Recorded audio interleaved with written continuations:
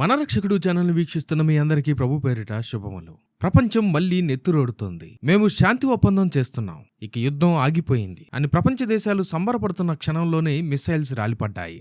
April నెలలో కుదిరిన శాంతి ఒప్పందం పేకమేడలా కూలిపోయిన విషయం మనకు తెలిసిందే. America president Donald Trump Israel ప్రధానికి ఫోన్ చేసి, నేనే బాస్ని, నాదే ఫైనల్ డిసిషన్, ఇక దయచేసి ఇరాన్ మీద దాడి చేయొద్దు, శాంతి ఒప్పందం జరుగుతోందని బ్రతిమాలినా సరే వినకుండా ఇజ్రాయెల్ మరియు ఇరాన్ దేశాలు ఒకరిపై ఒకరు భీకర దాడులు చేసుకున్నాయి. జరుగుతున్న ఈ యుద్ధాల వల్ల గ్యాస్ సిలిండర్ ధరలు, పెట్రోల్ ధరలు ఎంతగా పెరుగుతున్నాయో మనం చూస్తున్నాం. అసలు ఇరాన్ ప్లాన్ ఏంటి?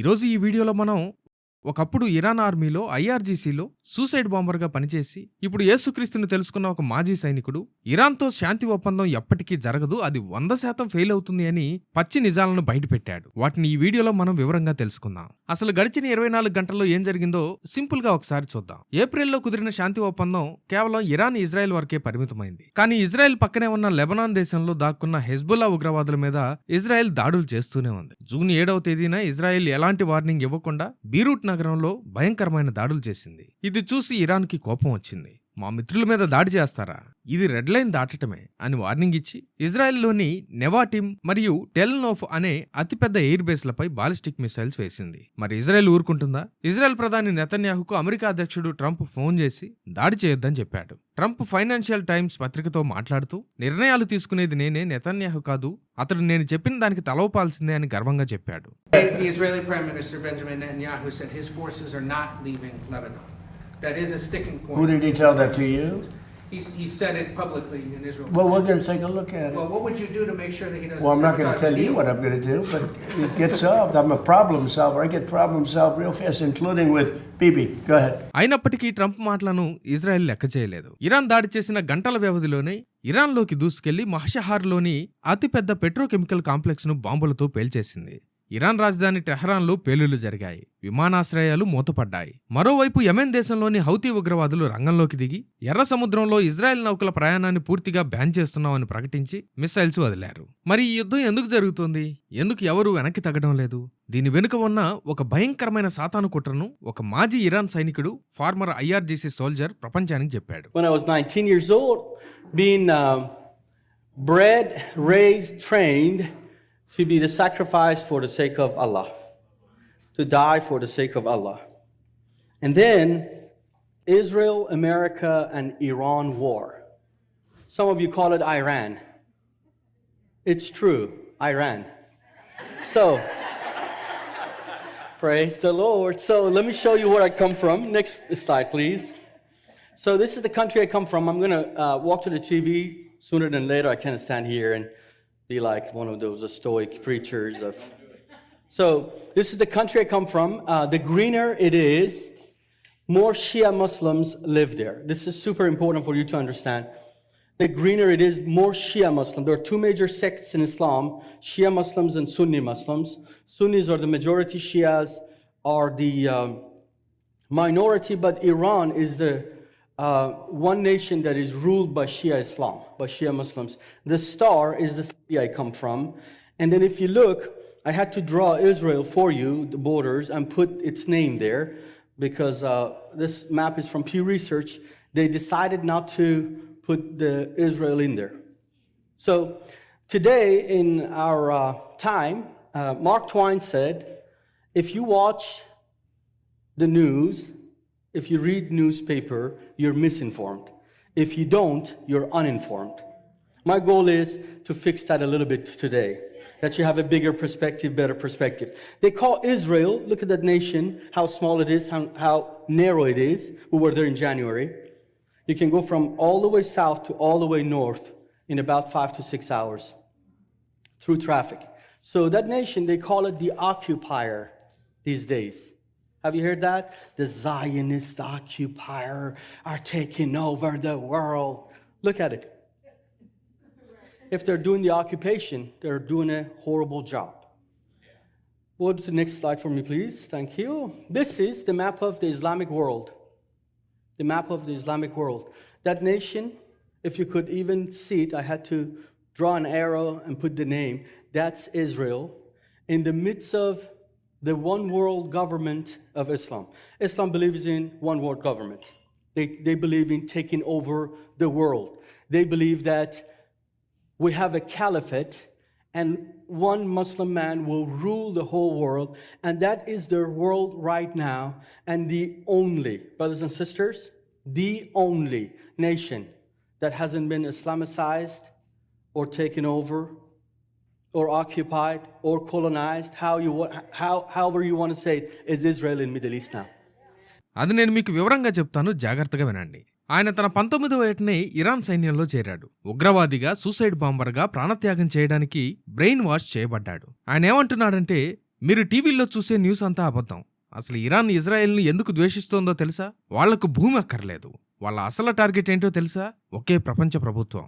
ఇస్లాం మతంలో షియా, సున్నీ అని 2 వర్గాలుంటాయి. ప్రపంచం మొత్తంలో షియా మతస్థుల ద్వారా పాలించబడే ఏకైక దేశం ఇరాన్. వాళ్ళ నమ్మకం ఏంటంటే ప్రపంచమంతా వాళ్ల మతం కిందికే రావాలి. కానీ అలా ప్రపంచాన్ని జయించడానికి వాళ్లకు మిడిల్ ఈస్ట్లో అడ్డుగా నిలబడిన ఏకైక దేశం ఇజ్రాయెల్ దేశం. అందుకే ఇజ్రాయెల్ నాశనం అయిపోవాలని వాళ్ళు కోరుకుంటున్నారు. ఆ సైనికుడు ఒక అద్భుతమైన మ్యాప్ చూపిస్తూ, ఈరోజు మనం చూస్తున్న middle east, Turkey, north Africa ఇవన్నీ ఒకప్పుడు క్రైస్తవ దేశాలని మీకు తెలుసా? క్రైస్తవానికి అప్పట్లో 5 రాజధానులు ఉండేవి. యెరూషలేము, అంతియొకయ, అలెగ్జాండ్రియా, కాన్స్టాంటినోపుల్, అలాగే రోమ్ కూడా. కానీ ఇస్లామిక్ జిహాద్ వల్ల కేవలం 100 ఏళ్ల వ్యవధిలోనే ఆ 5 రాజధానుల్లో 4 పూర్తిగా నాశనం చేయబడ్డాయి. అక్కడున్న క్రైస్తవులంతా ఊచకోత కోయబడ్డారు. ప్రాణాలు అరచేతిలో పెట్టుకుని అమెరికా లాంటి పశ్చిమ దేశాలకు పారిపోయారు. ఆయన ఇంకా ఏమంటున్నాడంటే, జిహాద్ వల్ల క్రైస్తవులు పారిపోయారు కాబట్టే ఈరోజు అమెరికా లాంటి దేశం నిలబడింది. లేదంటే ఈరోజు మనం అంతా వేరే మతంలో ఉండేవాళ్ళం అంటున్నాడు. సరే, ఇంతకీ ఇరాన్ దేశం ఎలా నాశనమైందో ఆ మాజీ సైనికుడు చెప్పిన ఒక ఆశ్చర్యకరమైన స్టోరీ వినండి. In 1978, this is the country of Iran. I want you to take a look at it. If you put Tehran, the capital, right next to New York, France, or London, or even Paris of that time, not now. Now it's gone, done away with, but we'll get to that. But if you put, let's say, the pictures of Tehran, London, Paris, and New York right next to one another, you wouldn't know the difference. The same car, the same look, the same people. Go to the next slide, please. People look like this in our country, 1978. So under a king, Iran was a very secular nation, industrialized. Per capita was the 8th greatest economy, per capita. It's stronger than South Korea of today. Pro-West, tourism thrived. El Al, the Israeli airline, flew 18 flights directly from Tel Aviv to Tehran on a weekly basis. Iranian currency, you give $1, you get 7 currency. You give $1, you give 7. Today is 1 to 180,000. I want you to remember, is there a problem with Muslims ruling over a society, a nation, a community, or whatever? We're going to take a look at that. I'm going to walk you to the last 50 years of our history. Is that okay? Yes. Go to the next slide, please. Here, that's used to be our king 100 years ago, right after the Second World War, and that's his son. And we got a little too comfortable. Iranian people said, this is too good, too comfortable, too rich, too prosperous. Let's move on to something a little more equal. So what you call in the West, in America, DEI, we dealt with it 50 years ago. We got our DEI. I'll show you the speeches of Ayatollah. We'll go to the next slide, please. I'm not going to get ahead of myself. So Ayatollah Khomeini, you think he came with swords? You think he came with guns? No. This is how he came. Free electricity and water supplies, even free transportation and bus services for all Iranians. They would be paid for by the selling of the oil revenues under a just Islamic system. Man, Iranians said, this is great. Free buses, transportation, a country that had the 8th greatest economy in the world at the time. Free electricity, water supplies, housing, all of this paid by the government. Man, we want this stuff. Praise the Lord. Do you think we were voting for dictatorships or totalitarian Islam? No, this is how they come in. Iran దేశం చాలా గొప్పగా ఉండేది. అక్కడ రాజుల పాలన ఉండేది. ప్రజలు modern గా ఉండేవారు, చదువుకునేవారు. ఆసియాలో 8వ అతిపెద్ద ఆర్థిక వ్యవస్థ అది. $1 ఇస్తే 7 ఇరాన్ నాణేలు వచ్చేవి. అంత పవర్ఫుల్ దేశం. కానీ ప్రజలకు బాగా కంఫర్ట్ పెరిగిపోయింది. మాకింకా స్వేచ్ఛ కావాలి, ఇంకా సమానత్వం కావాలని కోరుకున్నారు. అప్పుడు అయతుల్లా ఖమేనీ అనే ఒక మతనాయకుడు వచ్చాడు. అతను తుపాకులతో రాలేదు, కత్తి పట్టుకుని రాలేదు. అతను కేవలం ఉచిత పథకాలు పట్టుకొని వచ్చాడు. నేను మీకు ఉచితంగా కరెంట్ ఇస్తాను, నీళ్లు ఇస్తాను, ఉచిత బస్సులు ఇస్తాను, అందరికీ ఇల్లు కట్టిస్తాను, ఫ్రీ ఎడ్యుకేషన్ ఇస్తానని మాయమాటలు చెప్పాడు. ఇది వినగానే జనాలు ఆశపడ్డారు. అబ్బా, ఎంత మంచి నాయకుడు, మనకన్నీ ఫ్రీగా ఇస్తున్నాడు అని 86% మంది ఇరాన్ ప్రజలు అతనికే ఓట్లు వేసి గెలిపించుకున్నారు. అతను అధికారంలోకి వచ్చాక ఏం జరిగిందో తెలుసా? వాళ్ళ జీవితాలు సర్వనాశనం అయిపోయాయి. ముందు వాళ్ళ దేశపు జెండా మారిపోయింది. స్కూల్స్లో మగపిల్లలను ఆడపిల్లలను విడదీశారు. వాళ్ళ మతం ప్రకారం 9 ఏళ్ల వయసు రాగానే ఆడపిల్లలు పెద్దవాళ్లతో సమానం. కాబట్టి 9 ఏళ్లు రాగానే ఆడపిల్లలందరికీ బలవంతంగా నల్లటి బురకా వేశారు. చదువులాపేసి పెళ్లికి పంపించేశారు. యూనివర్సిటీలో అరాచకం సృష్టించారు. ఉచితంగా బస్సులు, ఇల్లు ఇస్తామన్న ప్రభుత్వమే వాళ్ళ స్వేచ్ఛను, వాళ్ళ భవిష్యత్తును, వాళ్ళ ఆత్మలను శాశ్వతంగా లాగేసుకుంది. సాతాను ఎప్పుడూ ఇలాగే మోసం చేస్తాడు. పాపం అనేది ఎప్పుడూ భయంకరంగా రాదు. అది పైకి చాలా ఆకర్షణీయంగా, ఉచితంగా దొరికే సుఖంలాగే కనిపిస్తుంది. నీ జేబులో ఉన్న ఫోన్ రూపంలో వస్తుంది, ఫ్రీ ఇంటర్నెట్ రూపంలో వస్తుంది, ఫ్రీగా వచ్చే చెత్త వీడియోలు వ్యసనాలలాగా వస్తుంది. అది ఉచితమే కదా అని నువ్వు ఎంజాయ్ చేయటం మొదలు పెడతావు. కానీ లోపలికి వెళ్ళాక అది నీ ప్రాణాన్ని, నీ ఆత్మను శాశ్వతంగా నరకానికి లాగేస్తుంది. ఆ తర్వాత ఇరాన్ ప్రభుత్వం ఆ దేశపు ప్రజలకు ఎంతటి నరకం చూపించిందో వినండి. 1980లో ఇరాన్ ఇరాక్ యుద్ధం జరిగింది. అప్పుడు ఆ ప్రభుత్వం ఏం చేసిందో తెలుసా? 10 ఏళ్ల 12 ఏళ్ల అమాయకపు చిన్నపిల్లలను పట్టుకొచ్చి వాళ్ళ మెడలో ఒక ప్లాస్టిక్ తాళం చెవి కట్టేవారు. ఆ పిల్లల మెదళ్లను ఎలా బ్రెయిన్ వాష్ చేశారంటే, ఈ తాళం చెవి స్వర్గానికి దారితీస్తుంది, మీరు వెళ్లి శత్రువుల ట్యాంకుల కింద, బాంబుల కింద పడి సూసైడ్ బాంబర్లాగా చచ్చిపోతే మీరు డైరెక్ట్ గా స్వర్గానికి వెళ్లిపోతారని చెప్పేవారు. ఆ మాయమాటలు నమ్మిన వేలాది మంది అమాయకపు పిల్లలు ఆ ప్లాస్టిక్ తాళం చెవులు పట్టుకుని బాంబులకు బలైపోయారు. అక్షరాలా 10 లక్షల మంది ఆ యుద్ధంలో చనిపోయారు. బైబిల్లో తమ సొంత పిల్లలను మోలేకుకు అర్పించినటువంటి ఘోరమైన పాపం లాంటిదే ఇది కూడా. అంతేకాకుండా ఇరాన్ ఎస్కటాలజీ ఎంత భయంకరంగా ఉంటుందో వినండి. వాళ్ళ యుగాంతపు నమ్మకాలు ఎంత భయంకరంగా ఉంటాయంటే, వాళ్ళ నమ్మకం ప్రకారం మహదీ 12th ఇమాం అనే ఒక వ్యక్తి వచ్చి ప్రపంచాన్ని ఏలాలి. కానీ ఆయన ఎప్పుడు వస్తాడంటే, ఈ భూమి మీద ఉన్న యూదులందరినీ ముస్లింలు చంపేయాలి. ఎంతలా అంటే, ఒక యూదుడు వెళ్లి చెట్టు వెనకో రాయి వెనకో దాక్కుంటే ఆ చెట్టు, ఆ రాయి అరిచి మరీ, ఇదిగో నా వెనక ఒక యూదుడున్నాడు, వచ్చి వీడిని చంపేయండి అని చెబుతాయట.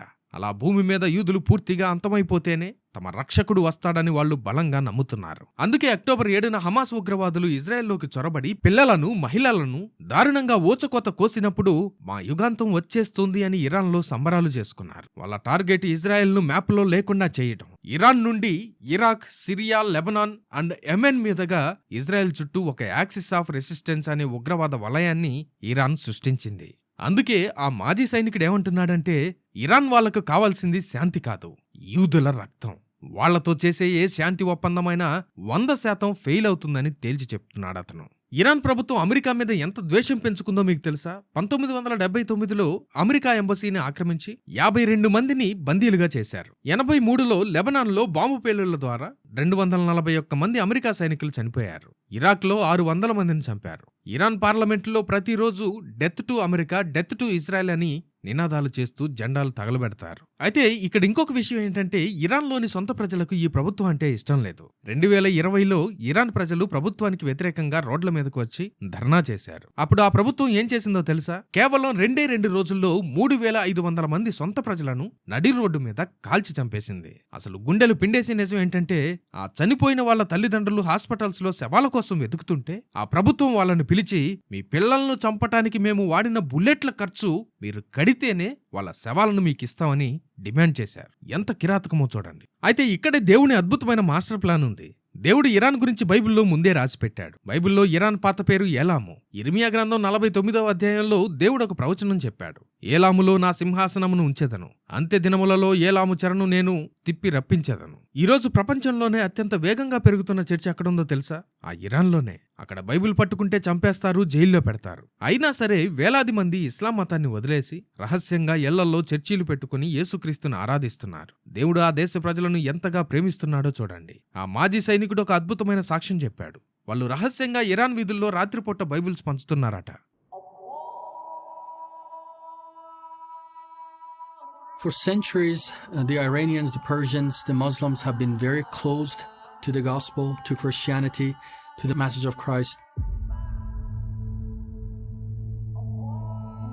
The atmosphere is Islamic, it is very hostile.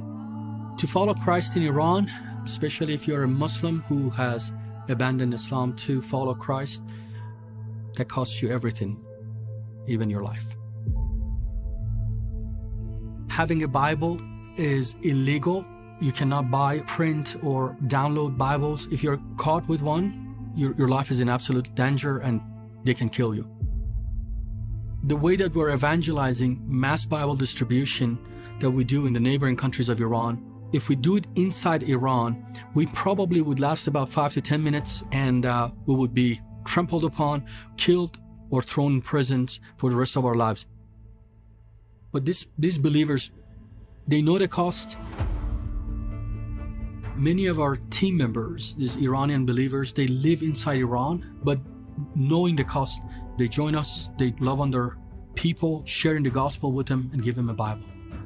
In our time, in our lifetime, in this moment, God has been working in the hearts of the Muslims, the Iranians, and many are hearing the gospel through the Bible distributions, through evangelism, through a friend, through social media and access to internet, which was impossible only 10 years ago. One evening, we went out on the street. It was kind of late.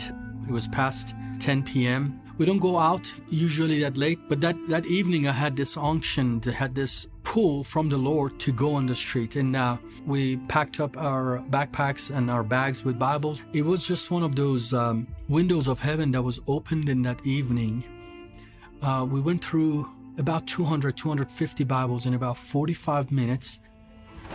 When I looked over to the other team, in a moment I realized every single team member is leading somebody to the Lord simultaneously. Sometimes we approach these Muslims and we give them a Bible. This past time, a gentleman said, I've been looking for this book for years. I've tried everywhere and now you're giving me one for free. And he kissed it and put it on his heart and he left. One morning, we were out on the streets evangelizing. We came across this lady. We gifted her with a Bible. She opens the book and then she looked at us and said, last night I was with a Christian friend on a table. She had a little bit of wine and a loaf of bread. And when I approached I'd ask her, can I partake of this? The lady said, no, my pastor has prayed for this. This is only for Christians. And with a broken heart that evening, I went to sleep. That evening, she said, there was this man with a white robe came to my dream and approached me with a big loaf of bread and then stretched it toward me and said, my daughter, eat of it. You can have all of it. And now I'm seeing you here on the street today approaching me with a Bible. The pastor that was with us said to the lady out of the book of John that Jesus says, I am the bread of life. Would you like to partake of this bread of life? With tears in her eyes, she accepted the Lord and partook of this bread of life. The thriving church that exists inside Iran, despite the persecution, is just amazing. Every day you hear about more and more underground churches opening up in people's homes, in parks, in outskirts of cities. God is doing something so supernatural among the Persian people. Iranians by hundreds of thousands are abandoning this satanic religion called Islam and are coming and following Christ. Many are accepting the Lord. Many churches are being established, planted, and this is truly a revival that is happening. And the moment is now. If you want to see it, you can absolutely be a part of this by going to our website, iranchristians.org. ఒకరోజు ఒక మహిళ దగ్గరికి వెళ్లి ఒక Bible బహుమతిగా ఇచ్చారు. ఆమె ఆ బైబిల్ తీసుకుని ఆశ్చర్యంతో ఇలా చెప్పింది, నిన్న రాత్రి నేను కలలో ఉన్నాను. తెల్లటి వస్త్రాలు ధరించిన ఒక వ్యక్తి నా దగ్గరకు వచ్చి పెద్ద రొట్టెనిచ్చి, ఇది నా శరీరం, దీన్ని తిను అని చెప్పాడు. నేను నిద్రలేచాను. సరిగ్గా ఈరోజు ఉదయం మీరొచ్చి ఈ బైబిల్ని నా చేతికిస్తున్నారు అని ఏడ్చేసింది. వెంటనే వాళ్ళు యోహాను సువార్త 6వ అధ్యాయం తీసి, నేనే జీవాహారమును అని యేసయ్య చెప్పిన మాటను ఆమెకు చదివి వినిపించారు. కన్నీళ్లతో ఆమె ఆ వీధిలోనే యేసుక్రీస్తును సొంత రక్షకుడిగా అంగీకరించింది. దేవుని సింహాసనం ఇరాన్లో స్థాపించబడుతోంది. My dear brothers and sisters, ఒకవైపు పశ్చిమాసియాలో బాంబుల మోతతో అగ్రరాజ్యాల పంతంతో ప్రపంచం యుగాంతం వైపు పరుగులు పెడుతోంది. ఇరాన్లోని అమెరికా అంబాసిడర్ ఇది సాతాను హెడ్ క్వార్టర్స్ అంటున్నాడు. ఇది మామూలు యుద్ధం కాదు. ఇది అంధకార శక్తులకు దేవునికి మధ్య జరుగుతున్న ఆత్మీయ పోరాటం. ఒకవైపు ఇరాన్ లాంటి దారుణమైన దేశంలో ప్రాణాలకు తెగించి ప్రజలు క్రీస్తు కోసం రక్తం చిందిస్తూ బ్రతుకుతుంటే, ఈరోజు ఎంతో కొంత స్వేచ్ఛగా ఉన్న మన దేశంలో పరిస్థితి ఏంటి? దేవుని కృపను అలుసుగా తీసుకుని మనం పాపంలో మునిగి తేలుతున్నాం. నాకేం పర్లేదు, దేవుడు నన్ను క్షమిస్తాడులే అని ఉచితంగా వచ్చే లోకపు ఆశలకు, ఫోన్లలో వచ్చే చెత్త వీడియోలకు, డబ్బుకు, ద్వేషానికి బానిసలైపోయి మన ఆత్మలను సాతానుకు అమ్మేసుకుంటున్నాం. హెబ్రీయులకు రాసిన పత్రిక 12వ అధ్యాయము 14వ వచనంలో ఒక మాట ఉంటుందండి. పరిశుద్ధత లేకుండా ఎవడునూ ప్రభువును చూడడు. నువ్వు పాపంతో ఆడుకుంటే ఆ ఇరాన్ పిల్లలు ప్లాస్టిక్ తాళం చెవులు చూసి ఎలా మోసపోయారో నువ్వు కూడా అలాగే మోసపోయి నరకంలో పడతావు. క్రీస్తు రాకడకు కౌంట్ డౌన్ మొదలైందని మనం ప్రతిరోజు చూస్తున్నాం. ఆయన రాజులకు రాజుగా, ప్రభువులకు ప్రభువుగా తన సంఘము అనే వధువు కోసం మేఘాల మీద రాబోతున్నాడు. నీ పెండ్లి కుమారుడు వస్తున్నప్పుడు నువ్వు ఇంకా రహస్య పాపాల్లో బురదలో ఉంటూ మురికి బట్టలతో ఆయన ముందు నిలబడితే ఆయన నిన్ను ఎప్పటికీ తన రాజ్యంలోనికి చేర్చుకోడు. అక్రమము చేయువారులారా నా యొద్ద నుండి పొండి అని తరిమేస్తాడు. సమయం మించిపోక ముందే మేలుకో. ఈరోజే నీ పాపాన్ని వదిలిపెట్టు. ఇదే లాస్ట్ టైం. రేపటి నుండి మారతాను అని సాతాను చెప్పే అబద్ధాలు నమ్మకు. పదే పదే ఒకే పాపాన్ని చేసి దేవుని కృపను కాలరాయకు. దేవుని హృదయాన్ని గాయపరచుకు. ప్రభువా, ఎన్నాళ్ళు నా ఇష్టానుసారంగా బ్రతికాను, కానీ ఈ రోజు నా పాపాన్ని విడిచిపెడుతున్నాను. కలువరి శిలువలో చిందించిన నీ రక్తంతో నన్ను కడుగు ప్రభువా. రాజుల రాజువైన నీ రాకడకు నన్ను ఒక పవిత్రమైన బిడ్డగా సిద్ధపరచు అని కన్నీళ్లతో వేడుకో. ఆయన నిన్ను క్షమించి ఆయన హక్కున చేర్చుకోవడానికి ఆ ప్రభువు మన తండ్రి సిద్ధంగా ఉన్నాడు. ఈ వీడియోలోని విషయాలను మీ హృదయాలను తాకి ఉంటే, మీ ఆత్మీయ కళ్ళను తెరిపించి ఉంటే, మీ వాట్సాప్లో ఈ వీడియోని స్టేటస్గా ఎందుకు పెట్టుకోకూడదు? మీ ఫ్యామిలీలో, మీ ఫ్రెండ్స్ గ్రూప్లో ఈ వీడియోని ఎందుకు షేర్ చేయకూడదు? సత్యం కోసం వెతుకుతున్నా వెతకలేకపోయిన జీవితాలకు మనం ఎందుకు ఒక మేలుకొల్పు కలగజేయకూడదు? దేవుని వాక్యంలో ఉన్న ఇలాంటి మరెన్నో కడవరి దినాల మర్మాలను తెలుసుకోవడానికి మన రక్షకుడు ఛానల్ని చూస్తూ ఉండండి. సబ్స్క్రైబ్ చేసుకోకపోయినా పర్లేదు. విషయాలను తెలుసుకోండి. ప్రభువు రాకడ చాలా దగ్గరగా ఉంది, అతి సమీపంగా ఉంది. సిద్ధపడుదాం, తోటివారిని సిద్ధపరుద్దాం. మరణాత. ప్రభు అయిన యేసు త్వరగా రమ్ము. ఆ దేవాతి దేవుని కృప మీ అందరికీ, మీ కుటుంబాలకు తోడై ఉండనుగాక. ఆమేన్. Jesus coming soon, so be prepared. Jesus coming soon, so be prepared. Raja gay Raju Mahima